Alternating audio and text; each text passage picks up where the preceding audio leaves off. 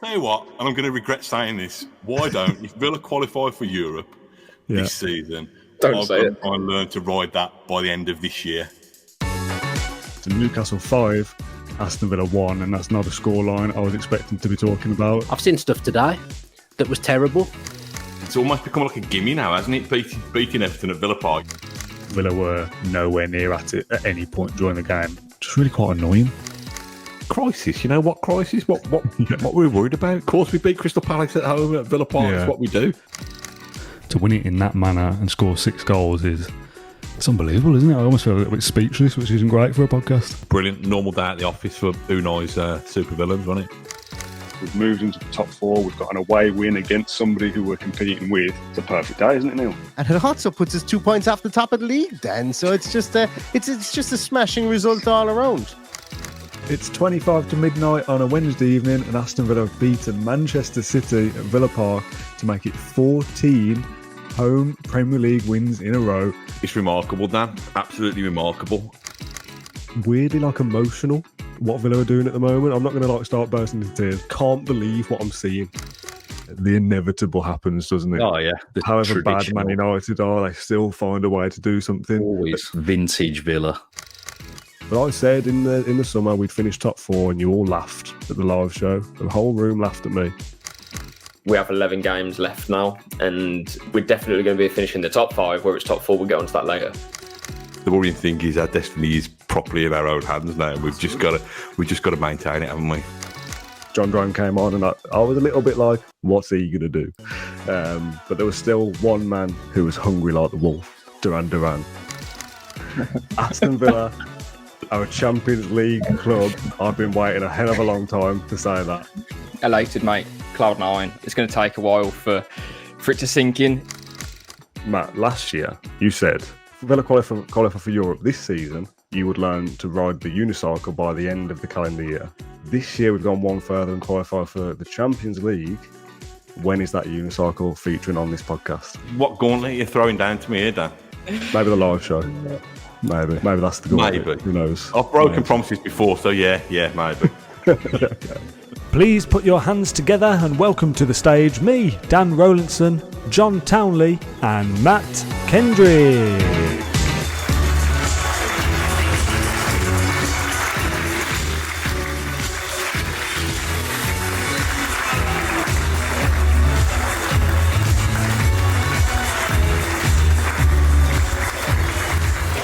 Oh, this stupid podcast. What are we doing? How are we? Okay? Good. Matt, how are you? A couple of grazes there, is it? Bumped your head? Trying to get your mic or? I'm still dazed and confused. Yeah, it was worth it. I mean, if only we'd got a decent videographer to capture all those scenes out there, but people will never witness my splendour, will they? So you said you'd ride it. You haven't ridden it. Wait. I didn't say I'd ride it. I said I'd try to ride it. Yeah. You did try. I've seen some evidence that you've tried, not with the bandages. You sent me a picture, didn't you, once of being in an alleyway somewhere trying to wheel your way through, which is ridiculous. Has there got to be some kind of forfeit for saying you were going to do it, but you haven't? Buy me a beer or something? Is that what? So I've got to buy you a beer or learn to ride the unicycle? Yeah. What are you drinking? A beer then. I've got an iPad somewhere, but I don't know where it is, so I've got no notes. But we don't normally do it for this show anyway. How excited are you still about how the way that season ended? It's just to settle down a little bit now, but it's still kind of pinch yourself moment of we're in the Champions League. That's pretty good. Precisely that. I said in the little audio clip there that it would take some time to settle in, and I can't actually remember how many days it is until the Champions League draw. We were... It's like 91, wasn't it? I think it's about 84 days now. How many sleeps is it, John? Exactly that, yeah. So yeah, it'll kick in then once we're drawn against Madrid or Barcelona, Inter Milan away, etc. So yeah, that's something to really look forward to, and fully deserved it after what was a remarkable season for the club. Has it sunk in for you yet? Because I know if we say, when I'm doing podcast descriptions and stuff, and it's like Champions League Villa, to see it every time, I kind of go, oh yeah, that actually happened. It's weird. It kind of sunk into me the other couple of weeks ago when we did a podcast with John, and he was deconstructing the Amarillo chant. And he was kind of finding fault in everything that was wrong in that chant and all the clubs who weren't in there. Well, Lazio aren't technically in there. Yeah, that one.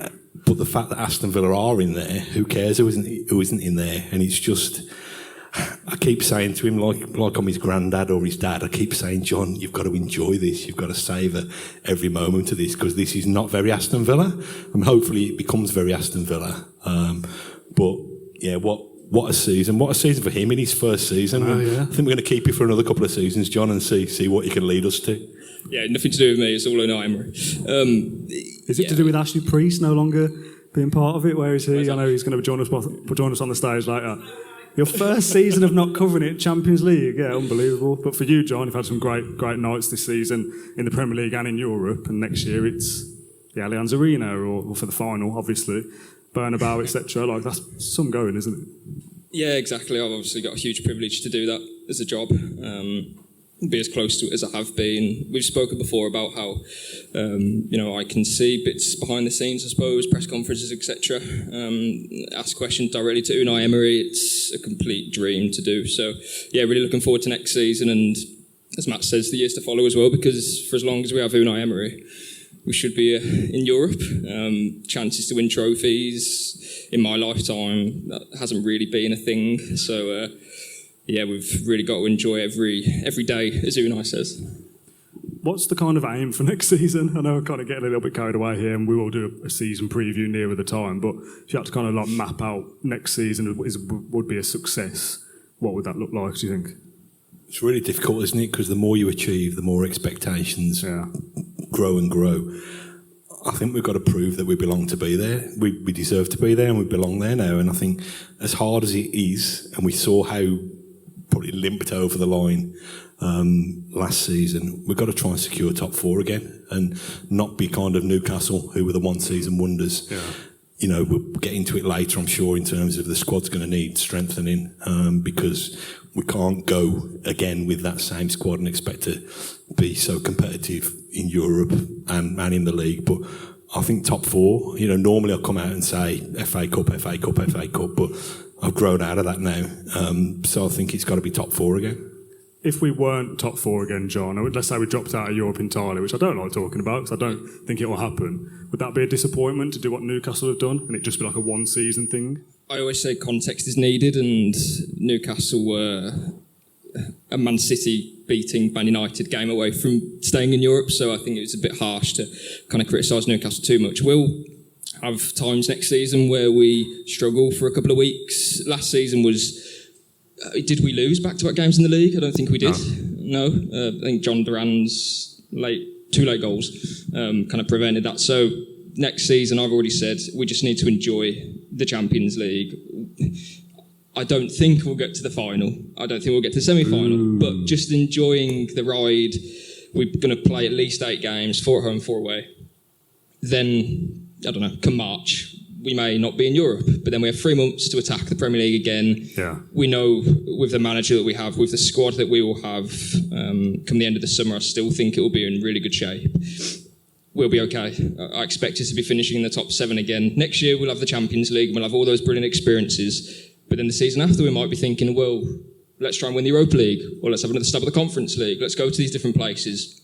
What I like as well is that you don't get Champions League clubs going into the Europa League and Europa League's Conference League. Not trying to think beyond where we are next season, but there's opportunities for Villa to win trophies in the next few years, and opportunities for us to go to teams like Real Madrid, Barcelona, as I say.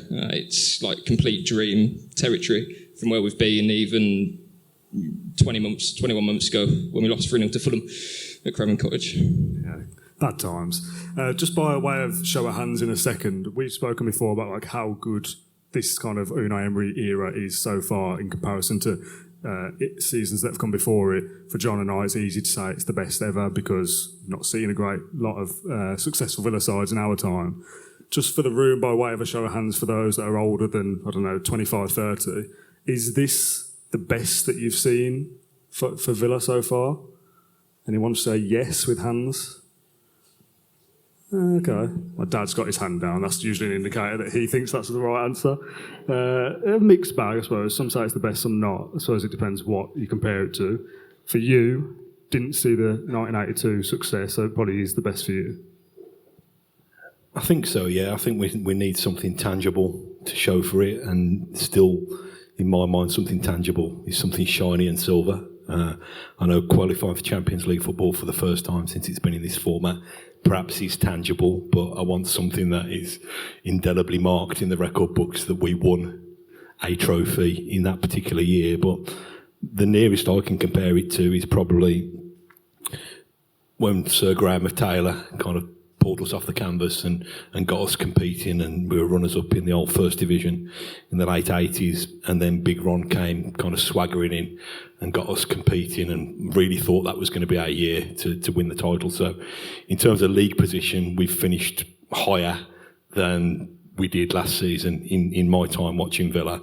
But I say this word a lot during this podcast, control, and I think Emery's able to have this wizard-like quality of making us be able to really control matches. And I know we went to see Big Ron, didn't we, earlier this year, and didn't speak to him much at all, really, on the record about modern-day Villa. But the fact that he ranked that victory over Man City earlier this season as the best Aston Villa performance he's ever seen. He's a fairly old man, to be honest, and he's also been responsible for a swashbuckling Aston Villa team that played brilliant football. So I think that gives you a sense of what we're witnessing at the moment, really. Spoiler alert for a podcast that comes out in a few weeks. John didn't even rate that Man City win at the best of this season, never mind the best ever, which is a controversial take. Explain that another time. Yeah. John, for you, to kind of almost maybe clear up a misconception that for us, that we've always kind of banged on about top four, it's important for revenue and building the club, etc. That isn't that we don't think trophies are important. We still want to win silverware. It's just the way that football is at the moment. Being in the top four, getting that revenue is kind of a building block that maybe trophies come later down the line. But we would still love to win silverware next season as well. Yeah, and I think my thought on that might change if we didn't have a manager like Unai Emery, because I fully expect us to be in the top 7 competing for stuff, or having the capacity to compete for trophies. For many years, he's just signed a new 5-year deal. He could stay for many more years after that. We don't know. So this isn't a flash in the pan where Villa have to win a trophy in the next season, as we thought at the start of the season. Yeah, of course, I'd like to win something as soon as we possibly can. I was gutted when we didn't really take the Everton game as seriously as probably what we should have in the Carabao Cup. But yeah, next year, let's try and win a trophy. If we don't, the year after that, and that's what we have now. Yeah. For West Ham, it was almost do or die. They have to win that Conference League because now they've got a new manager. And is he an upgrade on Moyes? Possibly not. All those questions, we don't deal with those. The football side of Aston Villa is absolutely spot on. Loads of clubs around the Premier League and in Europe are scrambling around for managers. They will be for players as well. Yes, our situation isn't ideal with PSR, but Villa have spent the money to get in this position. We wouldn't have been here if we didn't sign or didn't spend lots of money, shall I say, previously. We may have made a couple of mistakes, but that comes with the territory of spending your way. We didn't spend our way, but we've spent much more than what other clubs have.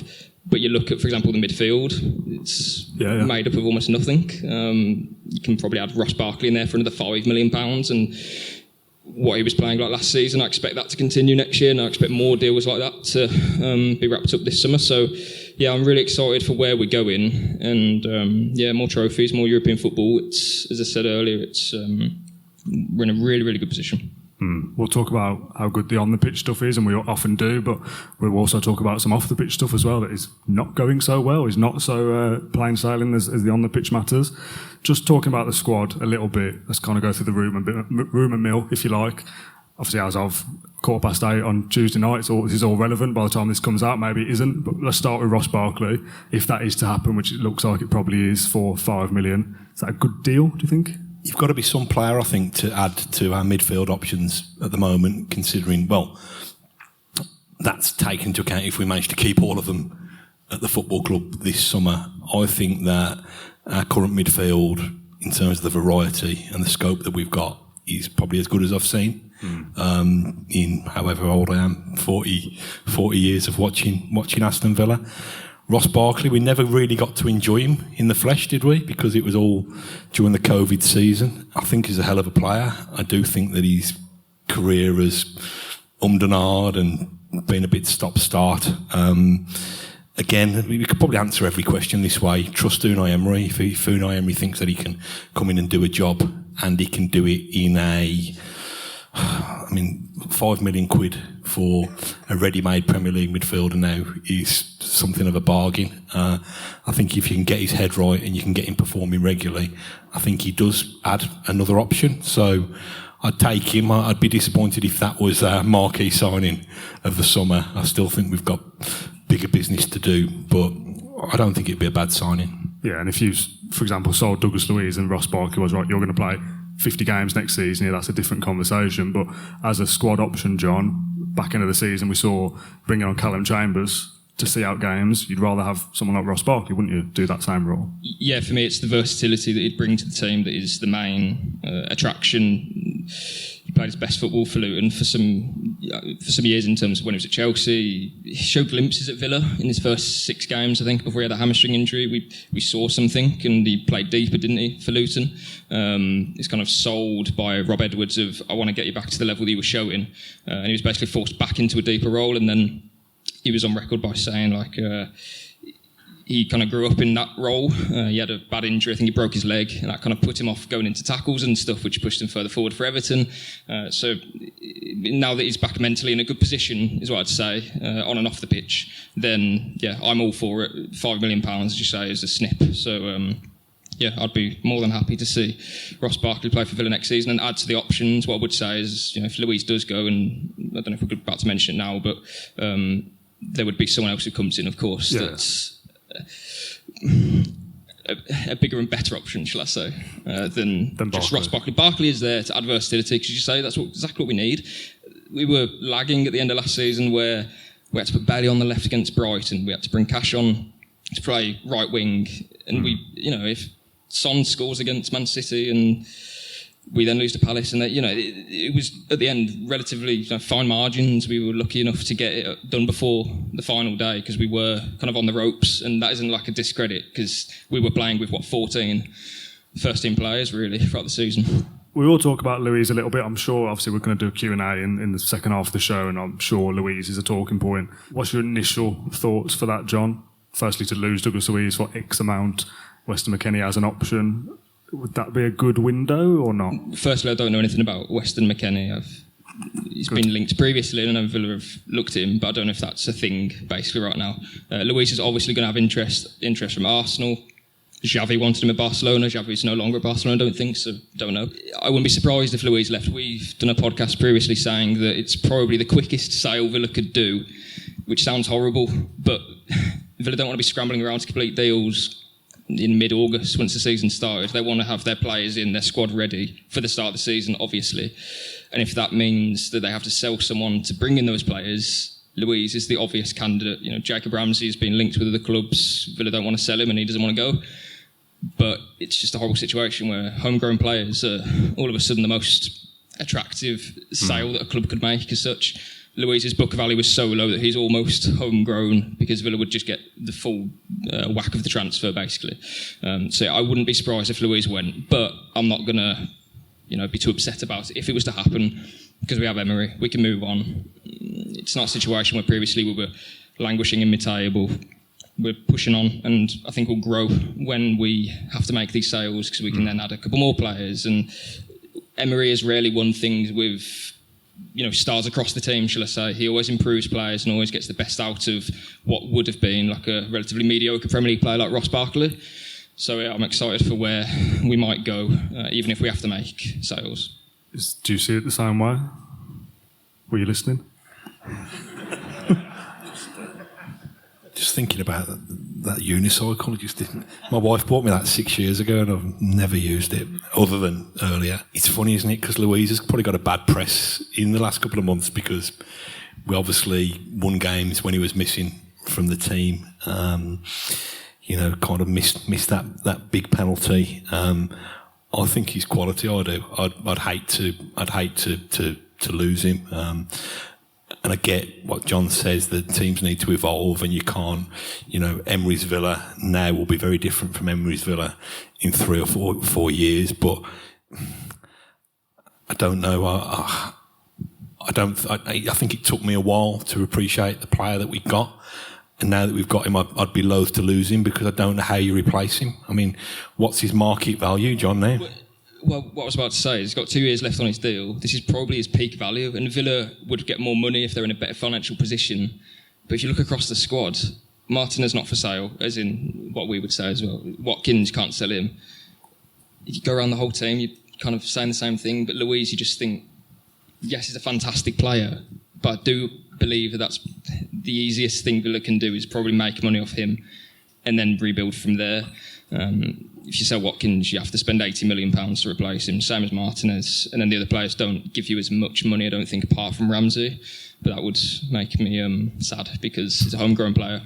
He's the closest thing we've had to Grealish, I think, in terms of how he plays. Obviously, you've got Rodgers as well, but you need 2 players per position. So I think Luiz is just the obvious candidate, which is a shame, but it's just no sentiment in football. We're going one way. Luiz will play Champions League football if he leaves. So... Again, let's do a quick show of hands. You can't have an answer where, because everyone will just say like, "Oh, try and sell Luca Dean and Bertrand Traore and all those players and get the funds that way." If you've got to sell a big player, how many of you would say yes for it to be Luiz out of everybody? Okay, cool. I'm glad by that. Because I was just going on for 5 minutes about it. What you just said then about Ramsey would make you more sad than Luiz. Why is that? Just because he's a Villa lad?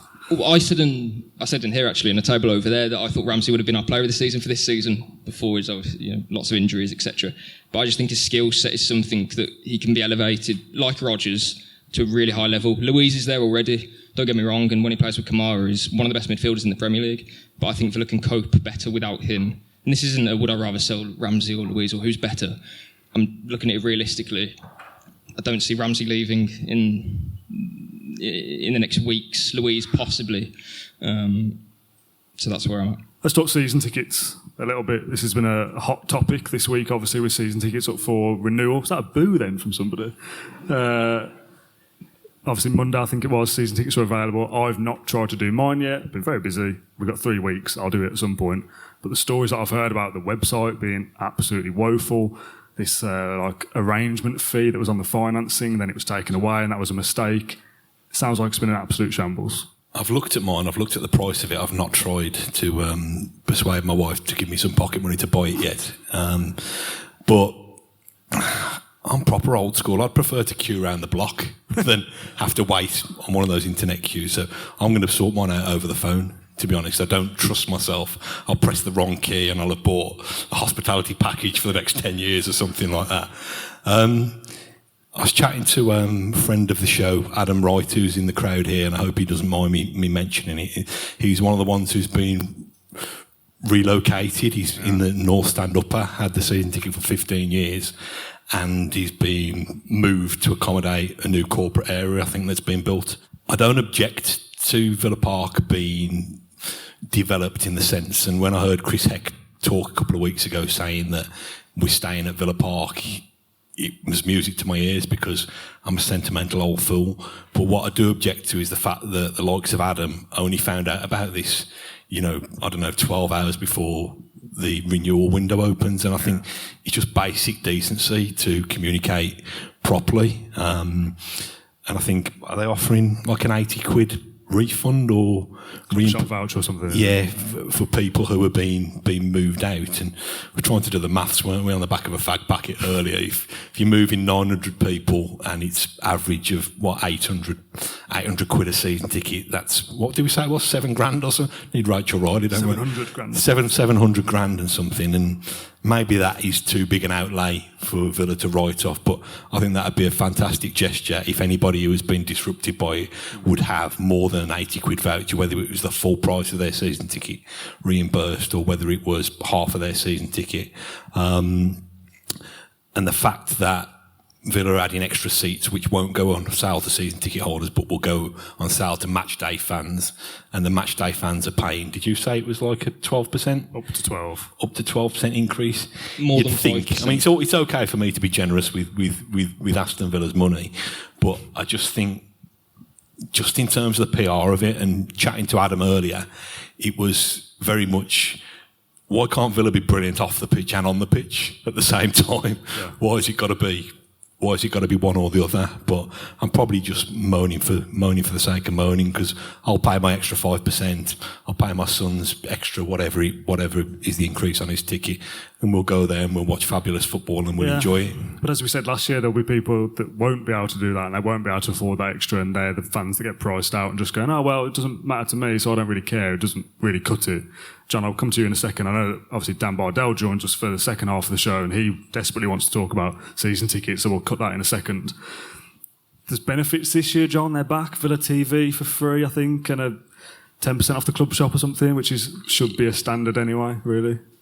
Yeah, it's hard to kind of talk about them when there's obviously bigger issues at play. For me, as we mentioned, it's the communication of it all.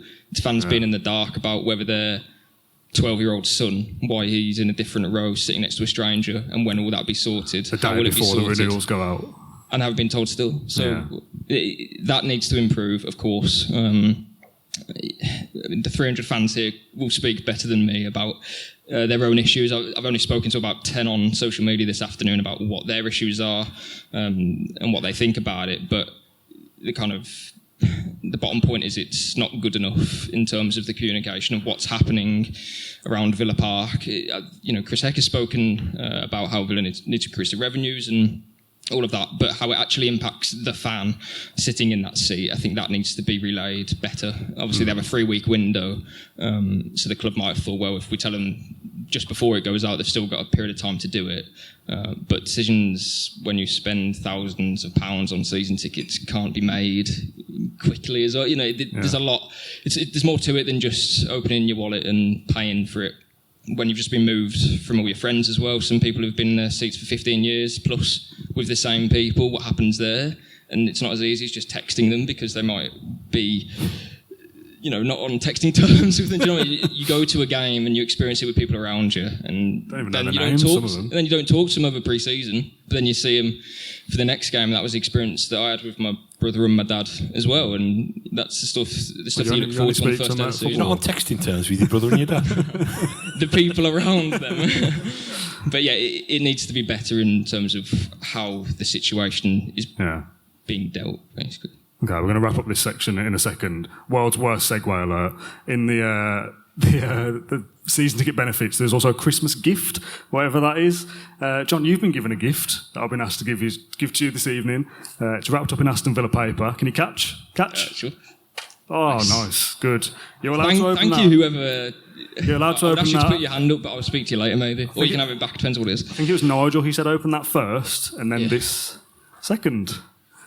All for me? I don't know. John, just take it away. I think the bin bag is for all of us. So thanks for that, Nigel. Cheers, Nigel. Do you want to open this, John? And Matt, do you want to feel for a little bit of elevator music or something? I'm intrigued what it might be, to be honest. I've got a feeling I know what this is. It's got to be some kind of film or book by the shape of the envelope or the packet. The Da Vinci Code. Ah, good. A Tom Hanks film. That's why. I didn't even recognise him. Do you want to provide some context, Dan? For those that don't listen to the podcast, which is mental, John says that he's never seen a Tom Hanks film, which is unbelievable. He must have seen Toy Story or Forrest Gump or...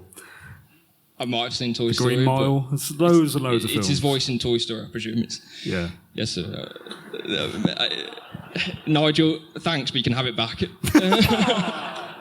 That's so nasty. Do you want to open the bin bag as well? Is this for me as well? I think it's one for each of us. Very kind. Do you want to open it, Matt? Okay. Oh, no. Recognise this fella, John? Oh, wow. Saw him at Villa Park the other week. Was that head really big? Oh, God. What are you going to do with that, John? Oh, is it like a mask? Oh, okay, they're all the same. Okay. I thought I was going to get Woody or something then. Well, Nigel, thank you very much for the massive Tom Hanks face masks. What we're going to do with these, I don't know. If someone else wants to take this home, please come forward and ask for it. It is yours. Thank you very much. I appreciate that. If only we had one of these with our season ticket. Now, that would be good, wouldn't it? We can all wear one of these at Villa Park instead. Okay, that's part one for the show done. Gents, thank you for joining me as always. We're cutting this up on YouTube and the podcast feed, etc. So here's our little outro for that. Part two will feature James Rushton, wherever he is, and Ashley Priest for a Q&A with you lot. Thank you for listening to part one.